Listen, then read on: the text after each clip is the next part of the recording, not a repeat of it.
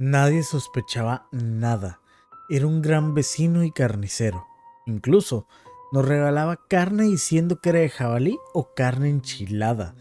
Todos lo usábamos y le agradecíamos, hasta que se descubrió que esa carne podía ser de 17 mujeres, un hombre y un niño, los cuales fueron sus víctimas. Ese es el caso del caníbal de Atizapán. Antes de comenzar a hablar de este caso, les recuerdo que es un caso bastante fuerte y es responsabilidad de quien lo mire. Toda la investigación comienza cuando reportan como desaparecida a Reina Amador de 34 años. Había sido vista por última vez con su vecino Andrés Mendoza de 72 años, los cuales fueron al centro de la Ciudad de México.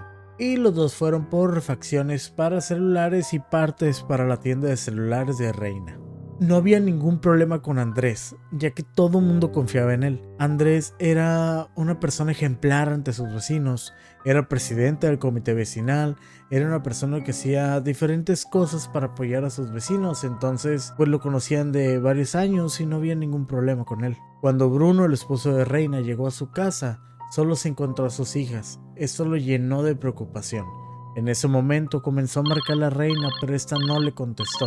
Por eso, Bruno se dirigió con Andrés, y al llegar a su casa, Andrés le comentó que no sabía nada, que después de las compras él la había dejado en su casa y que hasta ahí fue la última vez que la miró. Como el esposo de Reina era excomandante de la policía, él sabía perfecto qué hacer y reportó como desaparecida a su esposa. Pero absolutamente nadie sabía que era todo lo que venía a continuación al hacer ese reporte. Bruno solicitó la revisión de las cámaras de todas las calles por donde pudo haber pasado Reina, y el último lugar donde la miraron fue en la casa de Andrés. Después de eso, no volvió a salir.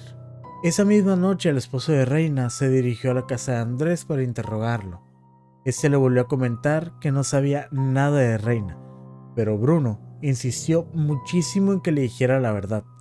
Le preguntó si podía pasar para hablar con él, y cuando Andrés abrió un poco la puerta, Bruno se metió a investigar qué estaba pasando.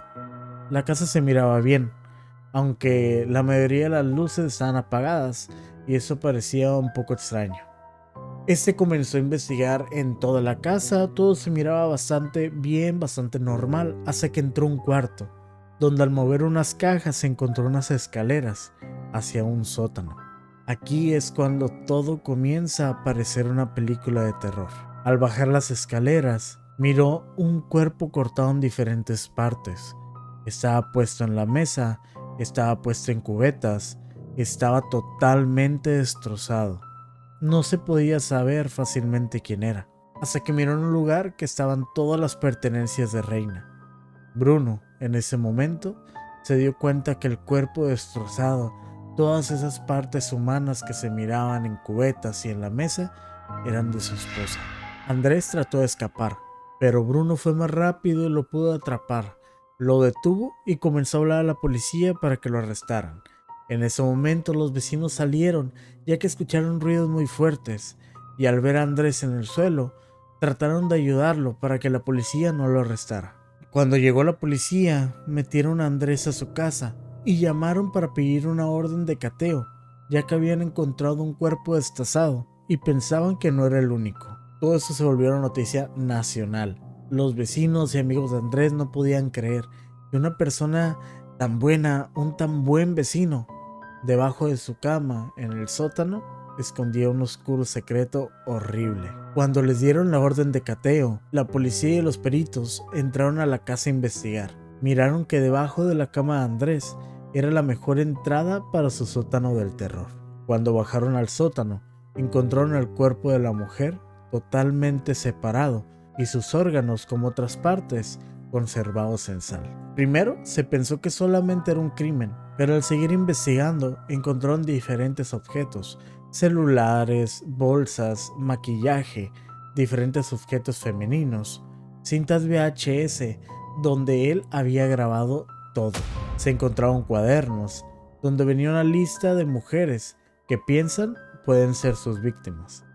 Se encontraron identificaciones, huesos, pero lo más escalofriante fue que se encontraron rostros de mujeres con su cabello totalmente conservados, como si fueran máscaras. En ese momento Andrés fue llevado a la cárcel y se le ordenó prisión preventiva para meterlo en proceso.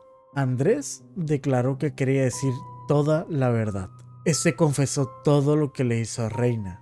Comentó que se habían quedado a beber en la tienda de celulares a las 5 de la mañana más o menos para poder salir a hacer las compras.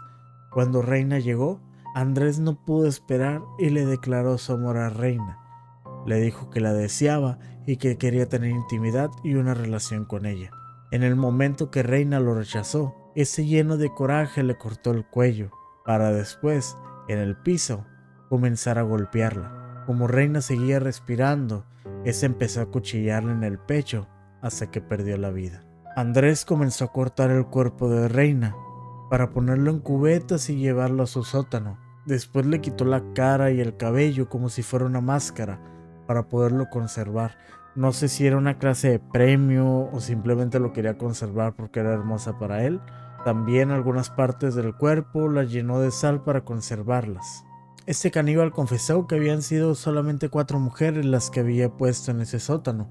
Sin embargo, al hacer investigaciones, se encontraron muchos más cuerpos. También pudieron encontrar un cuaderno donde habían ciertas anotaciones por parte de Andrés, así como el pesaje de sus víctimas. Por ejemplo, en una hoja decía: pasó otra vida a las 5 de la mañana, cabeza 4,5 kilos, busto 1,5 kilos cada uno, costillas y brazo derecho 14 kilogramos, páncreas, hígado y corazón 4 kilos, y así cada parte del cuerpo, incluso la edad de la víctima, en este caso 28 años. Encontraron cintas, como lo había mencionado antes. Estas cintas contenían videos donde él se grababa cortando las partes del cuerpo de sus víctimas. A los días siguientes, las autoridades comenzaron a encontrar más pruebas y empezaron a encontrar más víctimas dentro de su domicilio. En el patio de la casa de Andrés se encontraron algunos huesos. En el sótano, al hacer excavaciones, se encontraron cráneos, ya que Andrés, al destrozar los cuerpos y enterrarlos, los ponía también con planchas de cemento para que el olor no saliera. Andrés confesó también que algunas veces él consumía la carne de sus víctimas, pero lo más escalofriante fue para sus vecinos, los cuales dijeron que Andrés tenía una carnicería. Todo estaba bastante bien, pero llegó un momento donde Andrés cerró esa carnicería y al tiempo comenzó a visitar a sus vecinos, diciéndoles que les habían mandado carne de otro estado, sus familiares o del lugar donde trabajaba. Este les vendía la carne un poco más barata y a veces les daba un poco más. La verdad es que los vecinos eran felices porque les entregaba un poco más de carne por lo que pagaban, hasta al darse cuenta que posiblemente la carne que habían consumido podría haber sido de las víctimas de Andrés. Venía a comprar carne allí y todo, pero ya después que supimos todo eso, lo que andaba haciendo, pues sabrá Dios si hasta a lo mejor carne humana nos vendía. Todo esto contrastaba muchísimo, ya que fuera de esa casa, Andrés era, como lo había dicho, una persona ejemplar. Era un gran vecino.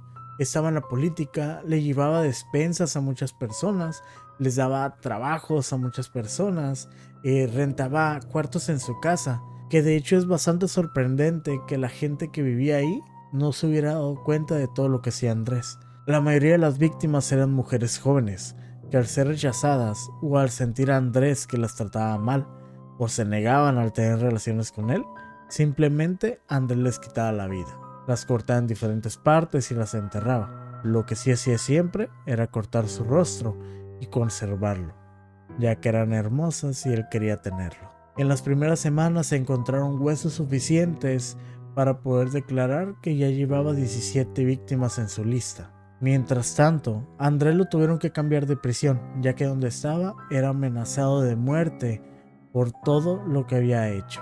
Al terminar los trabajos de excavación, se encontraron huesos suficientes para declarar que fueron 17 víctimas mujeres, un hombre y un niño. Hasta el día de hoy se siguen identificando los huesos para saber a quién pertenecían y saber el nombre de las víctimas para darle un poco más de paz a la familia de ellas. Andrés de momento tiene una deuda por reparación de daños de más de 1 millón de pesos y no va a salir de la cárcel. Tiene cadena perpetua de momento por un caso. Se sigue investigando, ya que Andrés confesó que podría haber matado a más de 30 mujeres. Muchas veces pensamos que una persona es buena, pero las apariencias engañan. Y este es un gran ejemplo. Un vecino ejemplar, una persona que muchísima gente quería y no sabían el oscuro y aterrador secreto que tenía debajo de su casa y enterrado. Si el video te gustó, por favor recuerda comentar, compartir, darle like, picar la campanita y todo lo que ustedes ya saben que nos ayuda a crecer y a llegar a más gente. Si conocen algún caso del cual les gustaría que hablemos o conocen algún dato extra acerca de ese caso, por favor también coméntalo aquí abajito. Les recuerdo que mi nombre es Wicho y es momento de que salgan de mi cueva.